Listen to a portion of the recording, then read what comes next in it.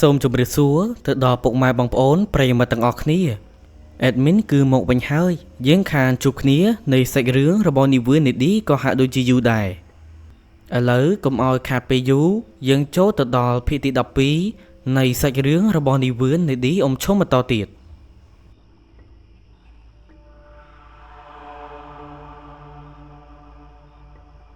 ឃើញថាការពីដំបូងអ្នកភូមិមួយនេះបានមាក់ងាយមើលស្រាលទៅលើសមត្ថភាពរបស់អ្នកទាំង3ណាស់ដោយថាសមត្ថភាពដូចជានីវឿននេឌីនិងអ៊ំឈុំនេះទៅមិនរួចនៅក្នុងការកម្ចាត់សត្វក្រពើនោះទេអ្នកភូមិក៏បានអញ្ជើញគ្រូខ្លាំងផ្សេងមកពីតំបន់ឆ្ងាយដូចជាគ្រូខ្មែរពីដើមនិងគ្រូជនជាតិថៃជាដើមឲ្យមកចាត់ការទៅលើក្រពើមួយក្បាលនេះប៉ុន្តែជាលទ្ធផលគឺត្រូវបានក្រពើនោះខាមស៊ីទាំងអស់លុះក្រោយមកលោកមេភូមិនិងអ្នកភូមិមួយចំនួនក៏ដាច់ចិត្តទៅសុំហៅអ្នកទាំង3ឲ្យមកកម្ចាត់ក្រពើយក្សអ្នកទាំង3ក៏បានសម្រេចចិត្តធ្វើតាមលុះកណ្ដាលអាធ្រាត្រយប់ស្ងាត់អ្នកភូមិកំពុងតែដេកលង់លក់នីវឿននេឌីនិងអ៊ំឈុំក៏បានកាន់កាភ្លើងម្នាក់មួយដើមដើរទៅកន្លែងមកស្ទឹងនិងហៅក្រពើយក្សនោះឲ្យឡើងគោកតែម្ដងពេលដែលក្រពើបានឡើងមកដល់គោកហើយនោះអ្នកទាំង3ក៏មិនបានទៅពញាពេលនោះទេកាំភ្លើងដែលបញ្ចុះទៅដល់ក្របអានុភាពក៏បានលើកទាញបាញ់រះទៅលើក្រពើយ៉ាងខ្លាំង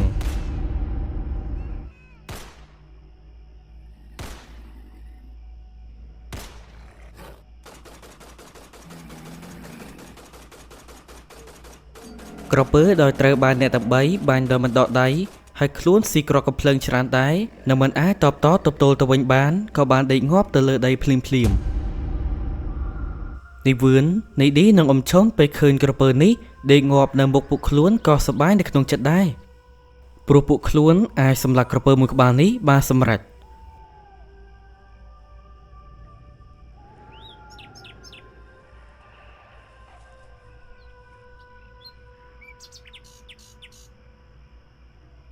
យើងកាត់មកពេលព្រឹកព្រលឹមវិញអ្នកភូមិនិងលោកមេភូមិបានផ្អើលឈូឆរមកមើលសពក្រពើយក្សដែលដេកងាប់នៅក្បែរស្ទឹងសាកសពក្រពើយក្សមួយក្បាលនេះខ្លួនរបស់វាគឺសោះទៅដល់ក្រកំភ្លើង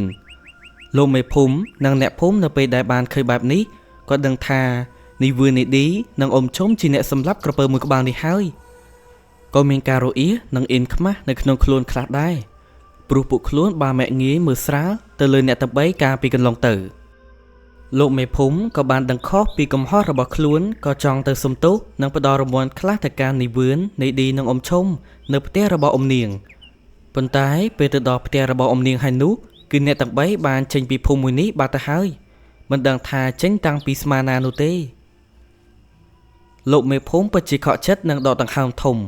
រួចហើយគាត់ក៏បានសុំលាអ៊ំនាងត្រឡប់មកកាន់ផ្ទះគាត់វិញនេះហើយក៏ជាផ្នែកតូចមួយបង្ហាញនៅក្នុងសង្គមមនុស្សបច្ចុប្បន្នផងដែរឃើញគេខោមិនខោអាវមិនអាវចាប់ផ្ដើមមានគំនិតមើលងាយទៅលើគេភ្លាមថាគេនោះធ្វើមិនបានសមត្ថភាពនៅតូចទាបខោមិនខោអាវមិនអាវបែបនេះមើលសមជាអ្នកនេះមើលសមជាអ្នកនោះមើលស័ក្តិសមនៅធ្វើការងារនោះឡើយ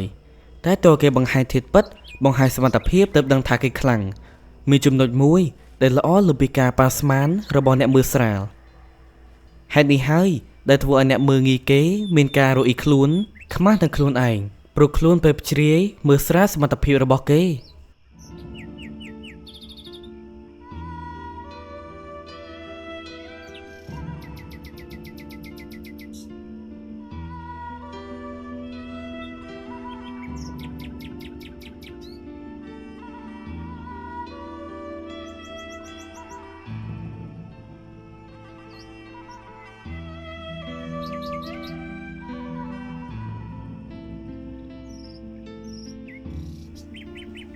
យើងមកនិយាយអំពីនីវឿននេឌីនិងអ៊ំឈុំនេះវិញពួកគាត់ទាំង3នាក់ក៏បានចាក់ចេញពីភូមិតាំងពីប្រឡប់មកម្លេះព្រោះពួកខ្លួនទាំង3មិនចង់រវីរវល់ជាមួយអ្នកភូមិនេះតទៅទៀតឡើយពួកគាត់ទាំង3បានធ្វើដំណើរតាមរទេះគោបំរុងថានឹងត្រឡប់មកកាន់ទឹកដីខ្មែរវិញព្រោះពួកខ្លួននៅក្នុងទឹកដីសុរិនក៏មិនដឹងនៅធ្វើអ្វីតទៅទៀតដែរ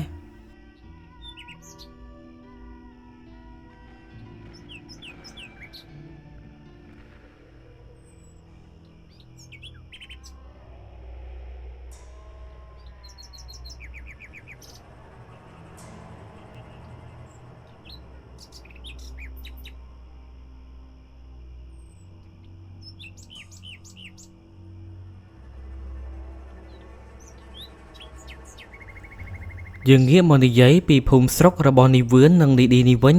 ក៏បានកើតរឿងហេតុមួយដែលសឹងមិនគួរឲ្យជឿគឺអ្នកភូមិមួយចំនួនចាប់ផ្ដើមបានធ្លាក់ខ្លួនឈឺដោយមានអាការៈគួរចង្អោរនិងធ្លាក់ឈាមទៀតផងហើយក៏បានប្រកាច់បែកពពុះមាត់ស្លាប់ភ្លាមមានអ្នកខ្លះថាអាការៈបែបនេះគឺមកពីហូបអ្វីមួយដែលខុសឬក៏ពុលឬក៏ខ្វះអនាម័យជាដើមប៉ុន្តែវាមិនមែនឡើយអ្នកភូមិមួយនេះគឺអនាម័យស្អាតបបោចំណែករឿងចំណីហូបចុកវិញនោះលោកមេភូមិតែងតែដាស់តឿនជារឿយៗដល់អ្នកភូមិឲ្យបង្ការការពាររឿងចំណីចំណុកហូបនេះមិនត្រឹមតែប៉ុណ្ណោះនោះទេអ្នកភូមិមិនថាចាស់ក្មេងប្រុសស្រីបានស្លាប់ជាបន្តបន្ទាប់ដោយសារតែអាការៈចម្លែកដែលមាននេះនៅពេលដែលមានអ្នកស្លាប់អ្នកភូមិណាដែលនៅមានជីវិតក៏មនីគ្នាចាត់ចែងយកសពខ្មោចទៅកប់នៅចិត្តព្រៃមួយដែលនៅក្បែរភូមិពីមួយថ្ងៃទៅមួយថ្ងៃអ្នកភូមិក៏ចេះតែស្លាប់ឥតលុំមួយថ្ងៃឡើយបើនិយាយពីកន្លែងដីកប់គឺសឹងតែរកកន្លែងកប់ខ្មោចមិនបានសោះរឿងចម្លែកមួយនេះសូម្បីតែលោកមេភូមិរកដើមហេតុក៏មិនឃើញផងតើមកពីមូលហេតុអ្វីនៅវេលាថ្ងៃមួយលោកមេភូមិបានចាត់ឲ្យបាវព្រាវពី3នាក់នាំសារសម្បត្តិមួយទៅប្រកាសប្រាប់អ្នកភូមិបាវព្រាវលោកពី3នាក់នោះក៏ងូក្បាលធ្វើតាមនឹងយកសារសម្បត្តិមួយនេះដើរសម្ដៅទៅភូមិបាត់ទៅនៅពេលដែលទៅដល់កណ្ដាលភូមិបាវព្រាវម្នាក់ក៏និយាយឡើងនេះគឺជាសារសម្បត្តិរបស់លោកមេភូមិបានប្រកាសប្រាប់បងប្អូនអ្នកភូមិថានៅក្នុងភូមិយើងឥឡូវនេះគឺមានរឿងហេតុអាការៈចម្លែកបានកើតឡើងដូច្នេះត្រូវតម្រូវឲ្យបងប្អូនអ្នកភូមិទាំងអស់គ្នាធ្វើដំណើរចាកចេញពីភូមិមួយនេះមួយរយៈបណ្ដោះអាសន្នសិនដើម្បីកុំឲ្យមានគ្រោះថ្នាក់ដល់បងប្អូនទាំងឡាយណានៅពេលដែលឮបាវព្រាវលោកមេភូមិនិយាយបែបនេះហើយអ្នកភូមិរាល់គ្នាដែលកំពុងតែអង្គុយលក់ដូរអីវ៉ាន់របស់របរនិងអ្នកខ្លះកំពុងឈរមើលពីមុខផ្ទះនោះក៏បានប្រែទឹកមុខទៅជាស្រងត់ស្រងាត់បង្កប់ទៅដោយទុក្ខភាពក្រៀមក្រំនៅពេលនោះក៏មានអ្នកមីងម្នាក់ដែលកំពុងតែលក់ដូរក៏និយាយសួរទៅកាន់បាវព្រាវម្នាក់នោះថាអាក្មួយតើយើងគួរចេញពីភូមិមួយនេះពេលណាដែរប៉ុន្តែចិត្តមីងនេះដូចជាមិនអស់អាឡ័យពីភូមិដែលធ្លាប់រស់នៅមួយនេះសោះបាវព្រាវម្នាក់នោះក៏និយាយតបទៅកាន់មីងនោះវិញថាបាទមីងគឺយើងរាល់គ្នាត្រូវរើបង្វិចចេញពីភូមិឥឡូវនេះបាននៅយូរគឺមិនបានទេប្រកាសជាឈឺបន្តបន្ទាប់ជាមិនខានឡើយហើយមិនអីទេមីងយើងចាក់ចេញពីភូមិមួយនេះតែមួយរយៈតែប៉ុណ្ណោះលោកមេភូមិនឹងរកអ្នកខ្លាំងមកជួយភូមិយើងសូមមីងកុំបារម្ភនិយាយបានប៉ុណ្ណេះមានពូម្នាក់បាននិយាយថាអាក្មួយចុះបើយើងចាក់ចេញតើយើងទៅណាទៅបាវព្រាវម្នាក់ទៀតក៏បាននិយាយតបទៅកាន់ពូមួយនោះថាបាទពូលោកម្ចាស់ក៏រៀបចំកន្លែងឲ្យបងប្អូនអ្នកភូមិយើងបានសម្រាប់មួយរយៈហើយខ្ញុំសូមប្រាប់ទៅដល់បងប្អូនទាំងអស់គ្នាថាពេលនាំគ្នារៀបបង្វិចឲ្យអស់គ្នានោះខ្ញុំដែលជាបាវព្រាវរបស់លោកមេភូមិនិងលោកមេភូមិជាអ្នកនាំផ្លូវបងប្អូនទៅរកកន្លែងដែលលោកមេភូមិបានរៀបចំឲ្យបាវព្រាវក៏និយាយបានប៉ុណ្ណេះក៏ប្រាប់ឲ្យអ្នកភូមិរៀបចំខ្លួនទៅហើយនិងលាអ្នកភូមិចាក់ចេញទៅ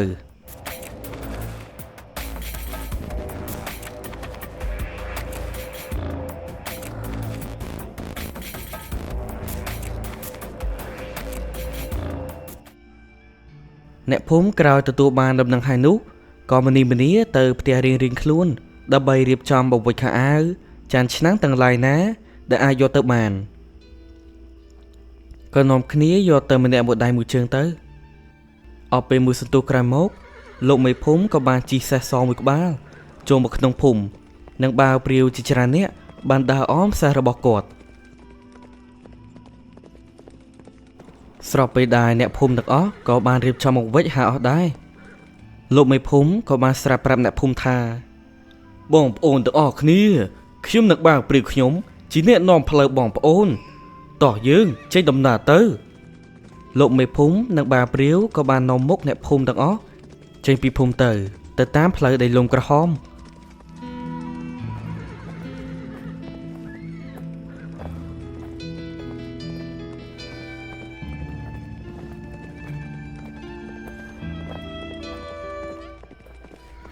លោកមេភូមិបាវព្រាវអ្នកភូមិក៏បានធ្វើដំណើរដោយថ្មើរជើងចេញពីភូមិរហូត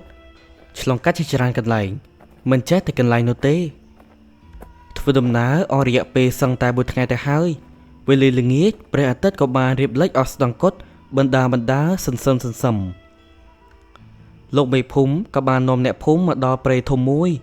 ហើយក៏នាំអ្នកភូមិចូលព្រៃមួយនោះប៉ុន្តែចូលដូចជាមិនជ្រៅប៉ុន្មានទេក៏នាំអ្នកភូមិទៅដល់កន្លែងសម្រាប់ល្មមពេលមកដល់នេះគឺយប់បាត់ទៅហើយនៅទីនោះមានខ្ទមនិងផ្ទះសង់តូចល្មម20ទៅ30ផ្ទះសម្រាប់នៅបណ្ដោះអាសន្នសិនតែប៉ុណ្ណោះមានភ្លើងចន្លោះដោយបំភ្លឺប្រងព្រាតមិនឲ្យងងឹតនោះទេ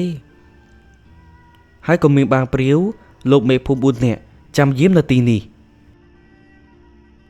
ពេលដែលអ្នកភូមិបានមកដល់បាងព្រាវទាំងនោះក៏បានជួយយកអាសន្នអ្នកភូមិមិនឲ្យលំបាកឡើយអ្នកភូមិខ្លះពេលមកដល់ក៏បានលន់មាត់ថាអាយ៉ាមានផ្ទះអីដែរតើនេះថាមានព្រៃមួយដែលកំពុងលាក់ខ្លួនបែបនេះណោះនឹងហើយមែនតើលោកមេភូមិក៏បានចាត់ចែងផ្ទះនីមួយសម្រាប់អ្នកភូមិស្នាក់នៅអ្នកភូមិម្នាក់ក៏បានរៀបចំបង្វិចអីវ៉ាន់របស់ទុកដាក់ឲ្យមានសណ្ដាប់ធ្នាប់ចំណែកពូមនុស្សប្រុសដែលមានកម្លាំងមាំមួននោះក៏ប្រដាប់ទៅដោយពូថៅម្នាក់មួយចេញទៅកាប់អុសនៅក្នុងព្រៃដែលនៅជិតទីកន្លែងសម្រាកនេះកាប់អុសមួយសន្ទុះពូមនុស្សប្រុសទាំងអស់នោះក៏បានលីអុសជាច្រើនសម្ដៅមកកន្លែងសម្រាកវិញហើយពូគាត់ក៏បានពូអស់ទាំងនោះយកទៅបង្កាប់ភ្នក់ភ្លើង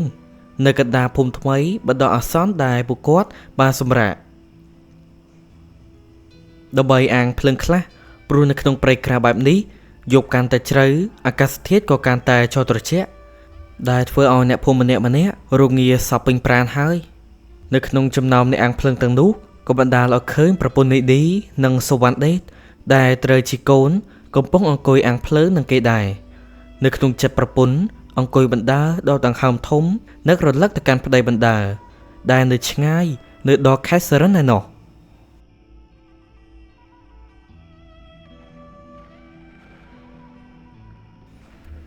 កំពុងតែផ្លឹកនឹករលឹកទៅដល់ប្តីនោះសុវណ្ណដេតក៏បានកេះម្ដាយគេនិងនិយាយឡើងថាម៉ែកូនងួយដេកណាស់តោះយើងជួបផ្ទះសម្រាកធ្វើដំណើរផ្លូវឆ្ងាយហត់ណាស់ម៉ែម្ដាយដែលមានឈ្មោះថានួនក៏បានញញឹមស្ងួតទៅកាន់កូននិងងើបឡើងលាបងប្អូនអ្នកភូមិដែលនៅហើយកាន់ដៃកូនសម្ដៅទៅផ្ទះបាត់ទៅយប់ខែរនោចពន្លឺព្រះច័ន្ទបានចាំងជះភ្លឺពេញផ្ទៃពោធិ៍សធាយប់កាន់តែជ្រៅសំឡេងសត្វព្រៃដូចជាលលខ្មោចខ្លែងស្រាកបានយំគូកតាមដើមឈើដែលមិនឆ្ងាយប៉ុន្មាននោះទេ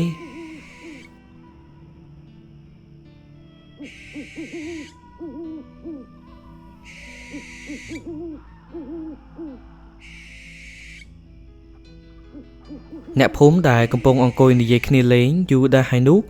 ក៏បានបបួលគ្នាទៅផ្ទះរៀងខ្លួនដើម្បីសម្រាកចំណែកលោកមេភូមិក៏ដូចគ្នាទៅនឹងអ្នកភូមិដែរគាត់ក៏បានចូលសម្រាកទៅចំណែកបាវព្រាវរបស់លោកមេភូមិដែរនៅនោះក៏បាននៅយាមភូមិតូចមួយនេះទាំងខ្លាចដេកខ្លាំងងងុយទៅហើយ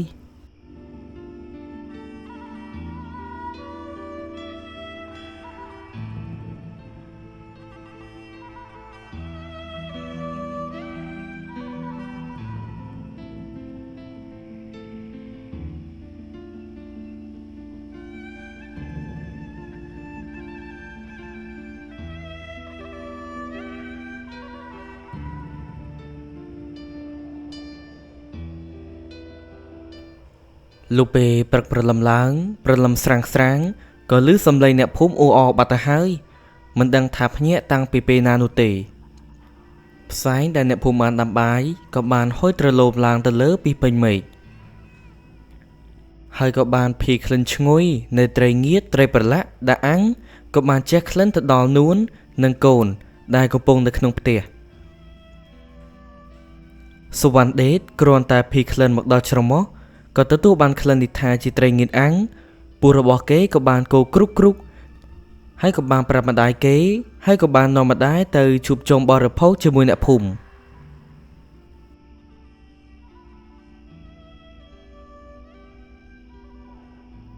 យមនិយាយអំពីលោកមេភូមិវិញក៏បានប្រកាសរកអ្នកខ្លាំងអាចដោះស្រាយបញ្ហានៅក្នុងភូមិរបស់គាត់ដោយប្រាក្រោតតំបន់ទាំងអស់ទាំងភូមិដែលនៅជិតភូមិពួកគាត់រស់នៅនិងភូមិដែលនៅឆ្ងាយៗប៉ុន្តែការរកជំនួយមួយនេះគឺមិនទទួលបានលទ្ធផលល្អនោះឡើយដោយសារតែនៅក្នុងភូមិអស់ទាំងនោះមិនមានជើងខ្លាំងណាអាចចេញមុខមកដោះស្រាយបញ្ហានេះបានឡើយយើងកាត់មកនិយាយអំពីនីវឿននីឌីនិងអ៊ំឈុំដែលបានធ្វើដំណើរតាមផ្លូវចេញពីសរិនរៀងឆ្ងាយដែរទៅហើយនោះ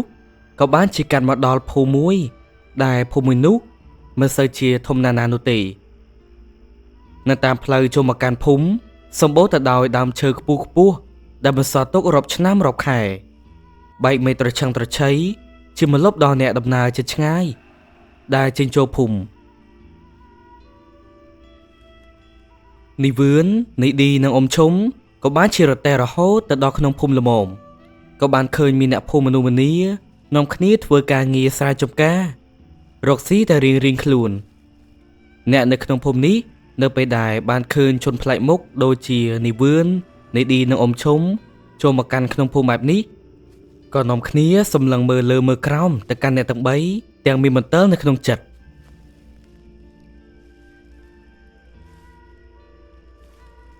នីវឿននីឌីនិងអ៊ំឈុំពេលឃើញអ្នកភូមិដែលកំពុងតែធ្វើចំការសុកនោះមើលមកកាន់ខ្លួនក៏ហាក់ប្លែកនៅក្នុងចិត្តដែរប៉ុន្តែមកដល់ភូមិស្រុករបស់គេហើយគឺក្រពះកំពុងតែហេវទៀតនោះនីវឿនក៏ដាច់ចិត្តសួរទៅកាន់ពូម្នាក់ដែលលីកណ្ដាប់ស្រូវដោយពូនោះមានឈ្មោះថាពូណងអធិស្ឋានលោកពូតែខ្ញុំអាចសុំបាយមកពេលជាមួយនឹងពូនិងមីងនៅក្នុងភូមិបានទេពីព្រោះពួកខ្ញុំនេះគឺធ្វើដំណើរផ្លូវឆ្ងាយក៏រៀងហត់អស់កម្លាំងដោយពូដែលកំពុងលីកណ្ដាប់ស្រូវនោះជាមនុស្សល្អហើយគាត់គឺជួយចិត្តចែករំលែកអ្នកដទៃទៀតនោះគាត់ក៏បានញញឹមនិងនិយាយតបទៅនីវឿនថាអាក្មួយដឹងលោកប្អូនហើយលោកបងខ្ញុំគឺមិនថាអ្វីទេតើត្រង់ថាពួកអ្នកទាំងបីគឺជាជនមិនស្គាល់ឬក៏ជាអ្នកធ្វើដំណើរផ្លូវឆ្ងាយទើបខ្ញុំមិនសូវហ៊ាននិយាយដូច្នេះបើអ្នកទាំងបីឃ្លាននោះមិនធ្វើអីទេទៅបាយផ្ទះខ្ញុំតែម្ដងទេចឹងហើយចាំធ្វើដំណើរបន្តទៅទៀតនៅពេលដែលនិយាយបានប៉ុណ្ណេះពូណងក៏បានស្រែកលាបងប្អូនអ្នកធ្វើចំការត្រឡប់ទៅផ្ទះមុនប៉ុន្តែពូណងបំរុងថានឹងដើរទៅតែក៏អ៊ំឈុំហៅឡើងរទេះគោគាត់ក៏បានប្រកែកតែទោះជាយ៉ាងណាអ៊ំឈុំក៏បានហៅពូណងឡើងរទេះគោតទៅបានពូណងក៏បានប្រាប់ផ្លូវទៅកាន់ផ្ទះរបស់គាត់ហើយពួកគាត់ទាំង4នាក់ក៏បានជិះរទេះគោបណ្ដើរជួយចេញគ្នាលេងបណ្ដើរពូណងក៏បានសួរទៅថាជលបងនៅលោកប្អូនទាំងពីរអញ្ជើញមកពីណាដែរបានមកដល់ភូមិរបស់ខ្ញុំនេះអ៊ំឈុំក៏បាននិយាយបាទលបងពួកខ្ញុំមកពីសរិនទើបតែកំចាត់ក្រពើមួយក្បាលហើយនឹងពូណងភ្ញាក់ព្រឺតនឹងតបភ្លាមថាម៉េចលោកប្អូននិងលោកបងកំចាត់ក្រពើហើយកំចាត់វាបានសម្រាប់លោកបងអ៊ំឈុំក៏បានញញឹមនឹងសើចកំចាត់វាបានទេតាបងបានខ្ញុំនៅក្មួយត្រឡប់មកវិញហ្នឹងពូណងក៏បានគិតនៅក្នុងចិត្តតែឯងថាអ្នកតបីនេះប្រហែលជាអ្នកខ្លាំងលាក់មុខហើយដែលអាចកំចាត់ក្រពើមួយក្បាលដែលនៅសរិននោះប្រហែលជាកំពុងតែជីជាមួយអ្នកខ្លាំងហើយពេលនេះគិតបានប៉ុណ្ណេះនីឌីក៏បានស្រែកថាពូដល់ផ្ទះរបស់ពូឬនៅដល់ហើយនោះផ្ទះមួយដែលមានដើមស្វាយពីរដើមនៅក្នុងបរិវេណផ្ទះនោះឯងនីឌីក៏បានបរទេះចូលទៅក្នុងបរិវេណផ្ទះរបស់ពូណងអ្នកទាំងបីក៏បានចុះពីរទេះឯនីឌីក៏បានបរទេះយកទៅទុក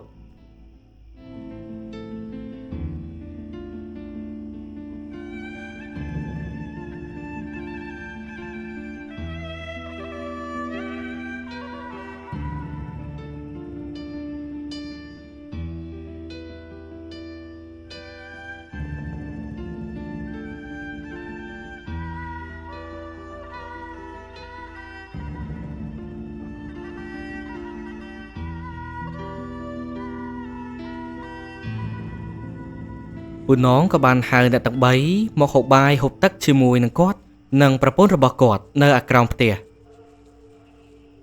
ប្រពន្ធរបស់ពូน้องក៏បានរៀបចំបាយមកហូបឆ្ងាញ់ឲ្យនាវឿននាឌីនិងអ៊ំឈុំដូចជាដឹងចិត្តរបស់ពួកគាត់ទាំង3ដែលកំពុងតែហេវបាយផងពួកគាត់ទាំង3នាក់ក៏បានហូបបាយបណ្ដើរនិយាយជជែកលេងជាមួយនឹងពូน้องបណ្ដើររហូតតតែឆ្អែតរៀងខ្លួនរួចហើយពូน้องក៏បាននិយាយថាពេលបាយរួចហើយនោះតើអ្នកទាំង3នាក់ធ្វើដំណើរទៅតទៀតមែនឬចំណែកឯអ៊ំឈុំនៅពេលដែលទទួលទានបាយឆ្អែតហើយក៏រៀងស្រស់ស្រាយនិងញញឹមតបទៅពូน้องថាបាទគឺខ្ញុំថាបាយរួចហើយនេះនឹងធ្វើដំណើរតទៅទៀតហ្នឹងបាទល្បងខ្ញុំភ្លេចសួរថាតើល្បងនឹងលោកប្អូនរស់នៅស្រុកភូមិណាដែរខ្ញុំដូចជាមិនដែលឃើញមុខសោះខ្ញុំម្នាក់គឺអ្នកពោធិ៍សាត់តែក្មួយខ្ញុំនេះគឺនៅឯភូមិជើងព្រៃនៅក្បែរទន្លេនោះឯងពូน้องគ្រាន់តែឮប៉ុណ្ណេះគាត់ក៏បានប្រាប់ទៅអ៊ំឈុំនិងអ្នកទាំងពីរភ្លាមថាភូមិជើងព្រៃខ្ញុំដូចជាធ្លាប់ស្គាល់នេះហ្នឹងហើយបាទខ្ញុំចាំហើយខ្ញុំដូចជាឮថាភូមិរបស់អ្នកទាំង3បានកើតនៅជំងឺម្យ៉ាងដែលមានអាការៈចម្លែកខ្លាំងមែនទែនហើយតាមខ្ញុំឮទីនោះឥឡូវលោកមេភូមិបានជម្លៀសអ្នកភូមិចេញពីភូមិទៅរកកន្លែងបដិអសន្នទៅហើយលើពីនេះទៅទៀតនោះលោកមេភូមិក៏បានប្រកាសរកអ្នកណាដែលខ្លាំងចូលមកដោះស្រាយនៅក្នុងរឿងហេតុនេះ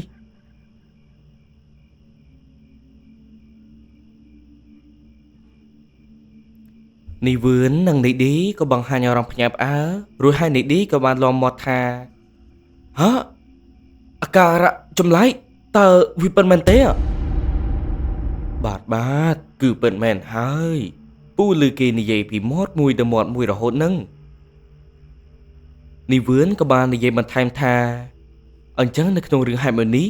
ต้องឲ្យពួកខ្ញុំទាំង3ជាអ្នកចូលដោះស្រាយទីចុះហ្នឹងហើយជារឿងដែលខ្ញុំបានគិតនៅក្នុងចិត្តរបស់ខ្ញុំថាអ្នកទាំង3ហ្នឹងប្រកាសជាអ្នកចេះបើអាចជួយភូមិជើងព្រៃរបស់លោកប្អូនផងទៅនីឌីក៏បានតបបាទលោកពូដូច្នេះពួកខ្ញុំសូមទៅហើយព្រោះស្ថានភាពបើកាលណាទុកយូរអាចនឹងពិបាកដោះស្រាយខ្ញុំមិនដឹងប្រពន្ធកូនរបស់ខ្ញុំយ៉ាងម៉េចហើយទេនេះតោះប្អូននិងពូបើថាប្រញាប់មានការមិនទាន់នោះក៏អញ្ជើញទៅចោះអ្នកទាំង3នីវឿននីឌីនិងអ៊ំឈុំក៏បានលីពូน้องធ្វើដំណើរទៅបន្តទៀតនីវឿននីឌីនិងអ៊ំឈុំក៏បរទេះគោចេញពីបរិវេណផ្ទះ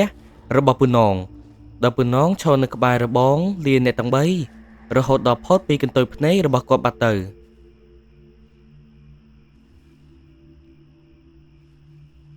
ស្របពេលដែលកំពុងតែបរទេះចេញពីភូមិនោះអ៊ំឈុំក៏បាននិយាយប្រាប់ទៅនីឌីថាក្មួយហេតុការជំងឺឬអាការៈចម្លែកនេះយើងមិនអាចចូលទៅដោះស្រាយនិងរកដើមហេតុភ្លាមបាននោះទេបើយើងចង់ចូលទៅជួយដោយឆៅពេកមិនដឹងអ្វីនោះក៏មិនកើតព្រោះហេតុរឿងនេះយើងត្រូវដោះស្រាយធំដើម្បីជួយជីវិតអ្នកភូមិពូយល់ថាក្មួយមានប្រពន្ធនិងកូនដែលកំពុងស្ថិតនៅក្នុងភាពគ្រោះថ្នាក់នៃអាការៈចម្លែកនោះប៉ុន្តែក្មួយបានឮពីប្អូនដែលនៅភូមិនោះនិយាយហើយមែនទេគឺលោកមេភូមិបានចាត់ចែងអ្នកភូមិឲ្យទៅកន្លែងមានសុវត្ថិភាពទៅហើយ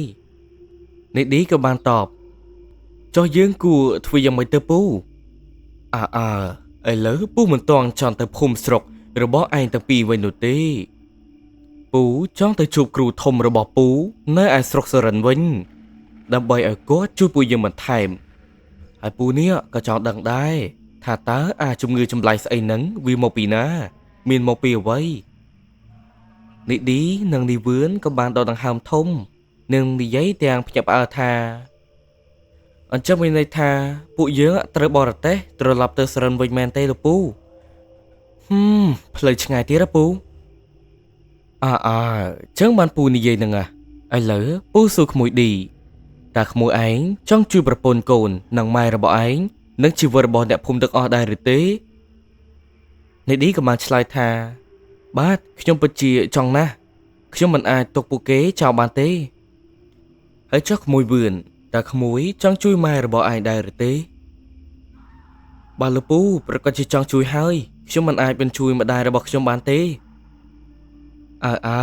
អញ្ជើញទៅពួកឯងស៊ូទ្រាំទៅជួបគ្រូធំពីចំនួនដើមរបស់យើងទើបយើងឲ្យជួយពួកគេកើតបើនិយាយទៅគ្រូធំរបស់ពូក៏អាចជាដឹងរឿងទាំងនេះបានលុះនិយាយគ្នាបានប៉ុណ្ណេះអ្នកទាំង3ក៏បានសម្រេចចិត្តបរទេះគោត្រឡប់ទៅសរិនតាមផ្លូវដដែលវិញដើម្បីធ្វើបេសកកម្មជួយទៅដល់អ្នកភូមិជើងព្រៃរបស់ខ្លួន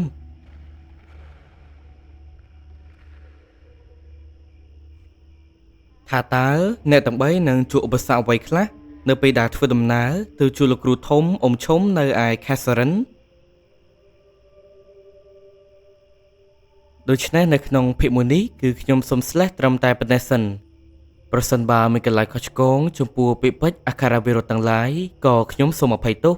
យើងជួបគ្នានៅវីដេអូក្រោយៗទៀតសូមអរគុណសូមជម្រាបលាបាយបាយ